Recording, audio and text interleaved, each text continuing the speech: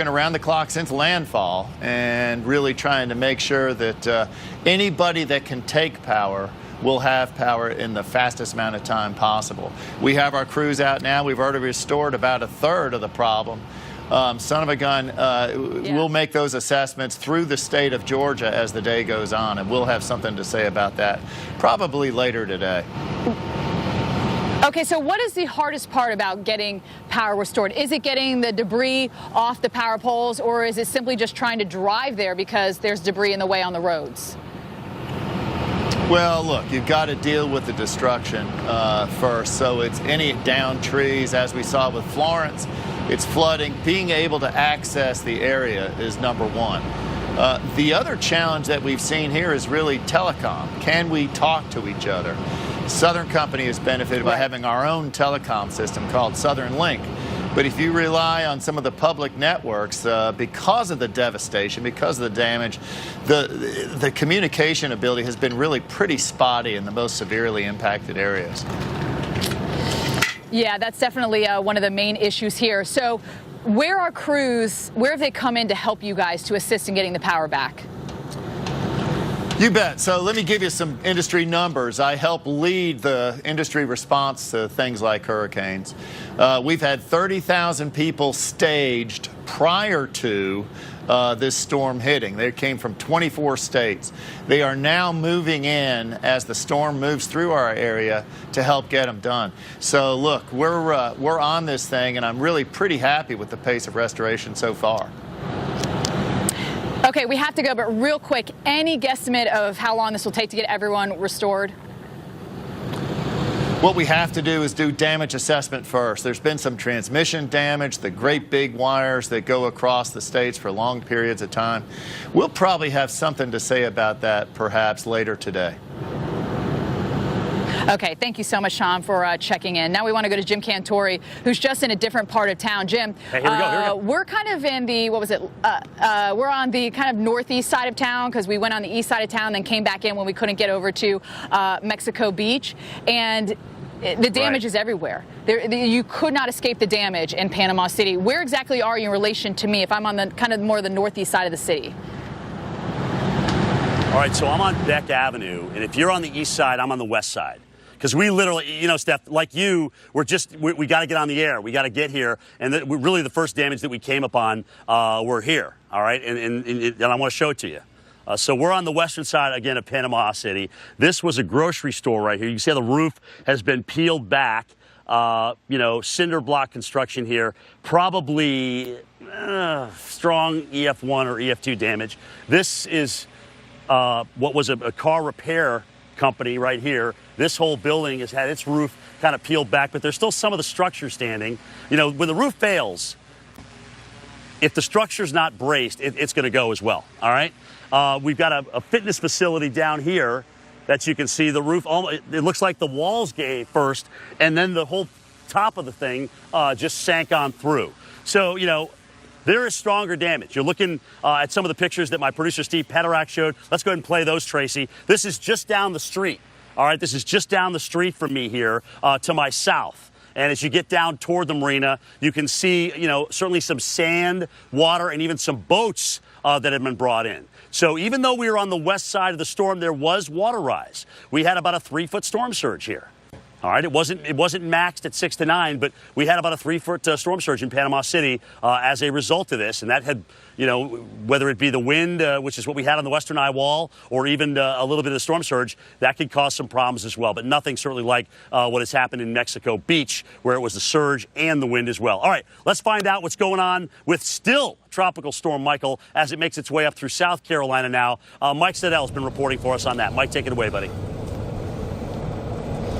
Hey, good morning, Jim. Power outages really mounting in South Carolina. We came on the air about 3 hours ago. 42,000 now has tripled. Almost 130,000 customers without power. We're now in North Augusta, South Carolina, heading to an area where trees are down, at least one on a home. And we'll take you back to what we went through, the core of what was left of Michael. Still a tropical storm before sunrise. We've picked up about 2.5 inches of rain. Peak winds now running at about 45 miles an hour. So there will be power knocked out, as we just mentioned, in South Carolina. Continuing coverage, we'll go back to Jim and Stephanie. The devastation is mind-boggling on the Florida Panhandle, that coast. We head there next after a break. Stay with us. To err is human. To anticipate is Lexus. Experience the Lexus RX with advanced safety. Standard. Experience amazing. Dun, dun, dun. Come make a whisk and make them bounce. Pride on your lips, come make that sound. Drop it, drop it, drop it, drop it, drop it, drop it, drop it. You gotta work it, work it, work it, work it, work it. Ready to Juvederm it? Correct age-related volume loss in cheeks with Juvederm Voluma XC. Add fullness to lips with Juvederm Ultra XC. And smooth moderate to severe lines around the nose and mouth with Juvederm XC. Tell your doctor if you have a history of scarring or are taking medicines that decrease the body's immune response or that can prolong bleeding. Common side effects include injection site redness, swelling, pain, tenderness, firmness, lumps, bumps, bruising, discoloration, or itching. As with all fillers, there is a rare risk of unintentional injection into a blood vessel, which can cause vision abnormalities, blindness, stroke, temporary scabs, or scarring.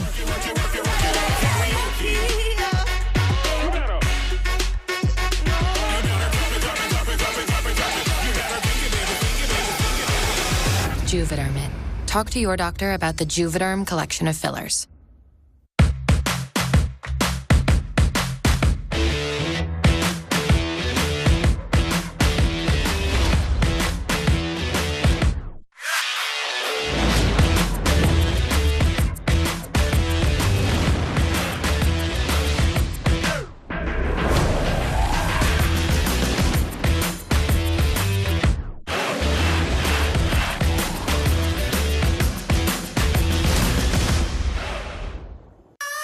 I'm Jimmy Dean, and I wish I could tell you how I feel about a morning like this.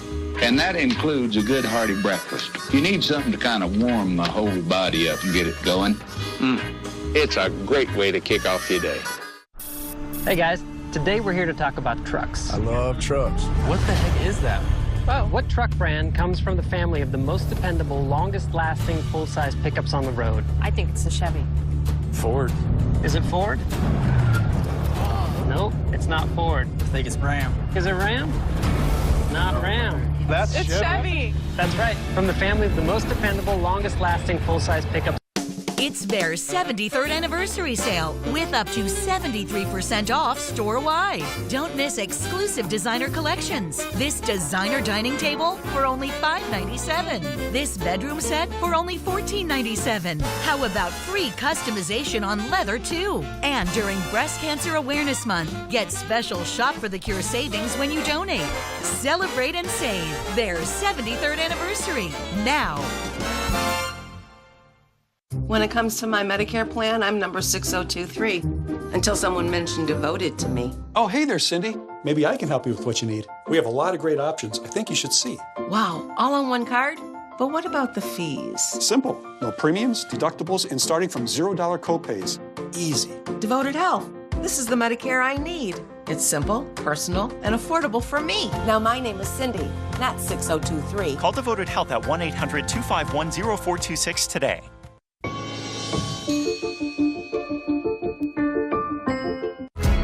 Every season, every storm, every time you watch, trust in the Weather Channel.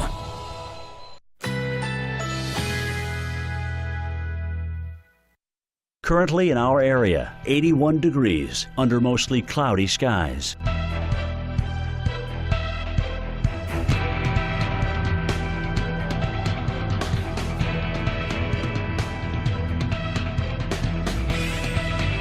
Today, thunderstorms developing in the afternoon. High 89. Chance of rain 80%. Tonight, partly cloudy with a late night shower or thunderstorm. Low 75. Chance of rain 40%. Friday, thunderstorms developing in the afternoon. High 87. Chance of rain 50%. Here's our 7-day outlook.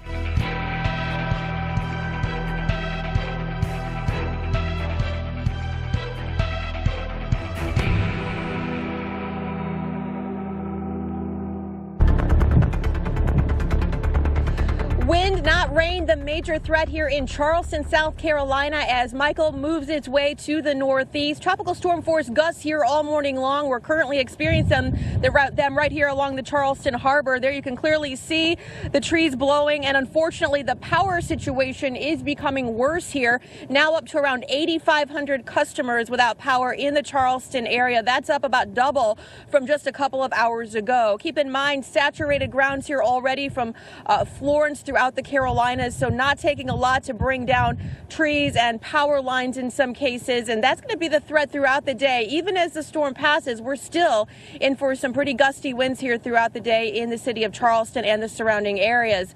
Now, the schools are out as well as government buildings are closed, and the city still operating at a heightened state of emergency. Now, they've done whatever they can to prepare for this, including clearing out some of those drainage basins and adding pumps to the city. It doesn't take a lot for Charleston to flood, and fortunately, with just a couple of inches of rain expected out of this event, we don't think that's going to be the big factor, but the wind factor will be a threat again throughout the day today. Also, air travel impacted already, about a half dozen flight cancellations in and out of Charleston International, and we would expect that to continue up the eastern seaboard as Michael continues to rapidly churn off to the northeast. I want to bring in now Stephanie Abrams in Panama City, one of the hardest hit areas. And Stephanie, just listening to your description of what you are seeing there is pretty unbelievable. It is, and we've seen a lot of these, roofs ripped off. The shot that Jim Cantori's showing you, a lot of debris scattered about. But when have you seen a train car literally pushed over off the tracks? The whole thing here. We're talking the truck, the part that would carry, the goods that were going on this train track, and it was getting that north wind the whole time, okay, because the train track's situated about east-west. It's as far as the eye can see. You can go down there. So it is situated east-west for the most part, so we were getting that north wind. Now, we obviously know that that north wind was coming in here good. In Panama City, we had 160-mile-an-hour wind gust, or 160-mile-an-hour winds, I should say. And when you get that for a long time, you're going to have a lot of problems. The highest gust was in Tyndall at 129, and then everything failed. All the instruments failed. So we don't know if we had gusts higher. Could a tornado have done this? I mean, there's a lot of variables. It doesn't necessarily look like tornado damage per se, but there were people asking me on social media, Abrams, was that because of surge? There's no water around us. This is not a surge situation. This is strictly some sort of wind that has knocked over this entire line of trains here. So today we're starting to see some cars here on the road, but it's hard to get around. There's debris scattered everywhere. Power lines are down. They have restored some of the power in this area. We just spoke to Tom Fanning, 500,000 without power for Southern Company, and they have restored 170,000 of those people. But Kelly, I think, one of the major problems, as he said, it's getting through the damage, getting, around the trees that are down, and also the debris as well. They're working as fast as they can. He said they have people from 24 states helping. So much debris all over the place, Steph. Chris, we'll get back to you there in the Panhandle in just a moment. We want to talk severe weather associated with now Tropical Storm Michael, no longer a hurricane, but it still could cause some damage in terms of severe weather. In fact, it is likely we will see a tornado watch issued for these parts of Virginia down into North Carolina. And throughout the night and into this morning, we have had the occasional tornado warning or two. And in fact, just a little while ago, we had one north of Wilmington. So it's likely that we will see severe weather. This is enhanced look at Norfolk back towards Raleigh, damaging winds in association with our tropical storm, but also the threat for tornadoes, which right now our Torcon's about a 4, but this number could fluctuate. Our meteorologist behind the scenes kind of going over the numbers right now, but this number certainly could go up. For now, it's a 4. That means a 40% chance that we could see tornadoes across this region of the eastern Carolinas. And to go along with that, we're seeing some of those heavier rain bands working through this area as well. So it's very likely that we will see flooding. Flash flooding is an ongoing certainty here between Charlotte Charlotte and over towards Virginia as well. And it's also likely we'll see some issues for, parts of Maryland, parts of New Jersey as well. We have saturated ground coming off a very wet summer. And of course, here in the Carolinas, we're still reeling from Florence of a month ago when we saw 2 to 3 feet of rain. So look at this. All these counties under flash flood warnings. This is in the higher terrain, the high country of western North Carolina, including Avery County. Mudslides could be an issue as well. We get that enhanced lift with the orographic lift, the mountains enhancing that rainfall. And you can see Greenville, Spartanburg also under a flash flood warning. And within that warning alone, we're talking about more than 800,000 people involved in that flash flood warning. So take it seriously. Turn around, don't drown. There could be some road closures as a result. Plus, you've got the winds that are blowing pretty strong still between Columbia, Charleston, winds gusting better than 40 miles per hour. And that's enough to possibly down some trees, especially in this vulnerable area from Florence of last month. All right, back to Steph in Panama City. All right, Kelly, we want to show you right here. We have a line of first responders that are coming through. This is on Highway 231. We're just east of 77. You see that they do have some gear with them, and there's more coming. So people are here. They're coming with more gear, front-end loaders to try to help people clean up. They do have some camo on, perhaps the National Guard making their way into town.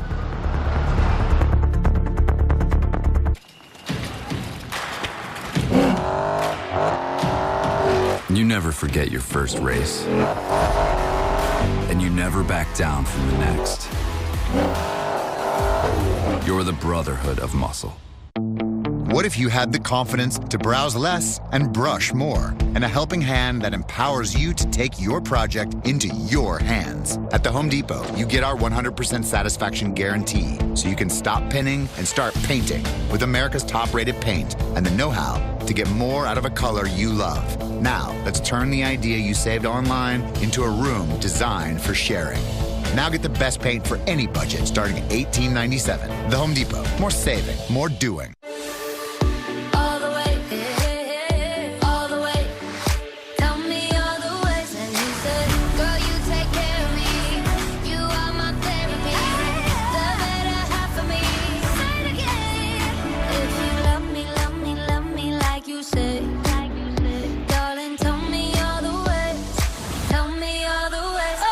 Now, we're bringing you all the ways to get what you need. Target run and done.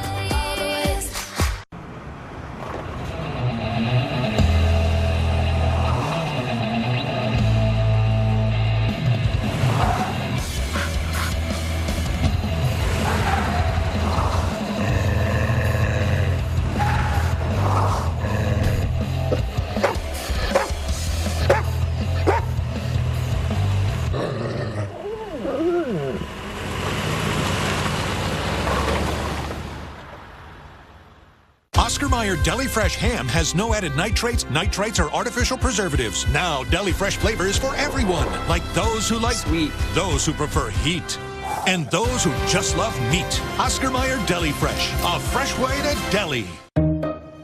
Oats seem pretty simple, right? They're actually kind of extraordinary. See, oats contain a soluble fiber called beta-glucan. Beta what?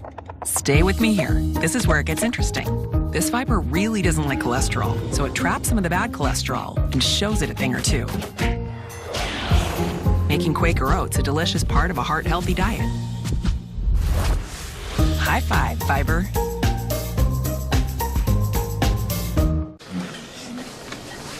Well, here's to first dates. You look amazing. And you look amazingly comfortable. When your V-neck looks more like a U-neck, that's when you know it's half-washed. Add Downy to keep your collars from stretching. Unlike detergent alone, Downy conditions to smooth and strengthen fibers. So next time, don't half-wash it. Downy, and it's done.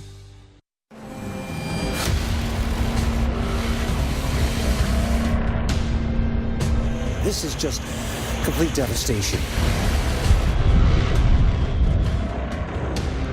This was the third most intense hurricane to make landfall in U.S. history.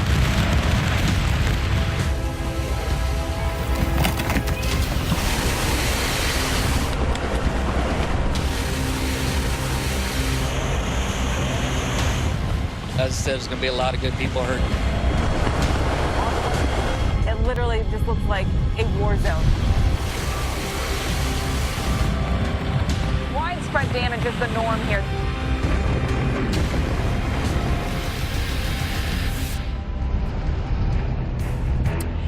Back into the Weather Channel, meteorologist Stephanie Abrams live on the east side, I would say northeast side of Panama City. And this is a train that has been pushed over by the force of a Category 4 hurricane coming in with winds at 155 miles an hour. It's as far as the eye can see. This thing has to stretch a good at least 0.3 of a mile, if not a half mile here down the road. We are just east of 77.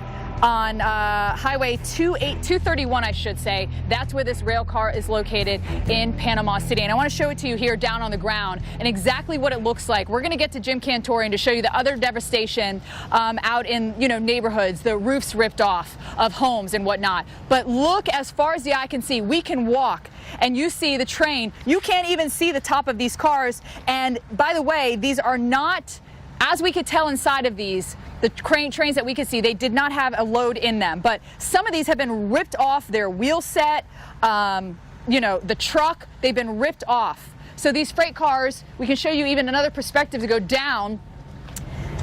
We're getting a north wind for a huge chunk of time. I mean, the railroad tracks are situated basically east-west, and we had that north wind because we were in that western eye wall. This is what it looks like from the other side. Again, we can't really see inside of them, but we don't see any sort of debris that has come out of these trains. We can see a whole nother track that they tilted over on there. And I'm calling this thing a tornado cane because it looks like tornado damage in a lot of these areas. This was not because of surge. People are asking me on social media. We have no, water in this vicinity, but look at the trees. Actually, the sun's going to get you there. Some of the trees have just been snapped over.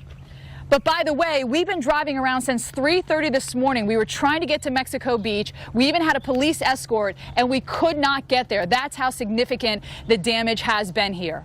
But one of the problems, all the trees that are down, another problem, all the power lines are down. We did speak to Tom Fanning from Southern Company. He said $500,000 for Southern Company, which is Georgia Power and Gulf Power. They did restore 170,000 people. We have seen an army of cars coming down 231 here with all sorts of gear to start that cleanup process.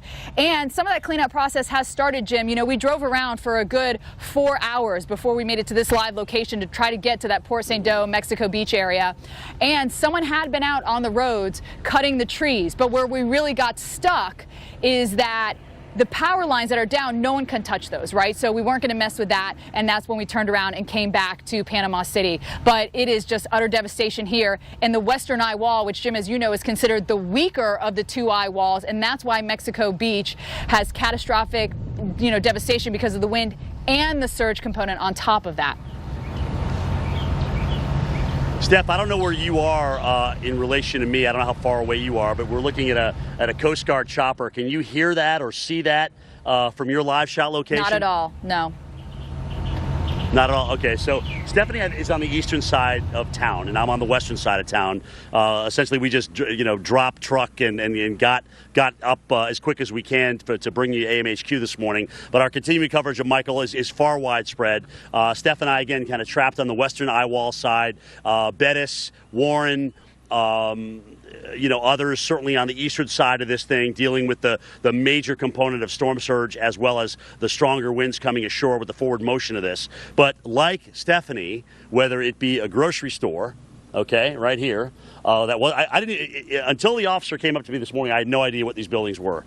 We've got a car repair building that's right here next to that, and then a fitness center which was down and through here. Now, not every building is damaged, but as far as I can see, there's certainly structural damage. Now, talking to Governor Rick Scott earlier, he was mentioning, we have 2 hospitals here in Panama City where ambulances are coming in and they're actually moving patients to kind of a makeshift triage center or a makeshift hospital so they can get, them to some better care that they certainly deserve. Wondering certainly what this ambulance is for. I don't think that's a part of that effort. At least I hope it's not. I hope it's just kind of, helping out, getting people out of harm's way, because we know this is very much a search and rescue effort here in Panama City. All right, let me take you up in the air here. I want to show you what's going on from the air around. Obviously, you can see a lot better when we show you from the air here what's going on. A lot of damage, just a lot of damage on the western side. I mean, you got 180,000 people here in Panama City, and all of them certainly reeling in this in some way, shape, or form, or know people, know friends that have suffered. There's power loss in through here. Some power poles are certainly doing better than others, but some are not. But you can see some of the other structural damage. Now, I am on Beck Avenue, all right? The farther south you go, you can see, again, as you get closer to the water, what it's like down there. So my producer, Steve Penner, I said, Steve, take a drive down there. See, what it's like as you get closer to the water. We know that we didn't maximize the surge because we were on the west side. So we had about a 3 to 5 foot storm surge here, but still, that brought some boats in. Brought some sand in, brought some water in, and water can be powerful, especially with waves on top of that as well, because, the motion of the storm was north, so it's going to push the water north, even though the winds kept it down, kept it blowing offshore in some cases here, and that's really what helped, I think, people in Panama City Beach as well. So folks are getting out and about, driving around. We talked to a couple ladies earlier that kind of rode this out, but we also got a chance, especially on scene this morning, a little after sunrise, to talk to an officer, Officer Abraham, and he gave us a brief on what he sees in and around Panama City. Here's a part of that. Eastern side of town is what everybody would, it's described as a war zone. There's houses totally demolished down to foundations, boats flipped over, cars flipped over, buses flipped over. I mean, it's devastating. There are still people trapped in homes on the east side, Callaway side, going towards Tyndall Bridge. They're still over there. There's a lot of people that need help around here. Coming out here and working out here and seeing this is you're still in awe at what's going on. Driving down and seeing businesses. Hey, I used to get coffee from over here. Right. I used to this used to be my favorite sandwich spot. It's nothing but a rubble. Yeah, I was just kind of watching off to the right here, talking to Officer Abraham. He's nice enough to come up and talk to us and give us a brief this morning. And a lot of that is exactly what we had right there, where, people are either driving by or they're walking up to you from their homes. There's no power here at all. And you're just kind of hearing what it's like to go through that. Steph, again, I think your shot is just incredible this morning, both from the drone that Peak is showing us and also just being on the ground there. Steph, how much does one of those cars weigh? Did you do a little research on that? So we looked it up. Yeah, of course I did a little research. According to CSX, they weigh on their website empty, and we think that these are empty because we haven't seen any sort of bits scattered about. 60,000 pounds, Jim, about 30 tons on average, right? Give or take, depending on that. But that is really what a freight car weighs, and they're about 50 feet by 60 feet. So imagine 60,000 pounds knocked over. Now, I looked where Jim is. We are literally like just on the other side of town from him. So we're almost due east of where he is, just a little bit of a northerly component with that. We want to continue to go east. Now, again, we got stuck trying to go east. We were trying to get to Mexico Beach. We were trying to get to Port St. Joe, where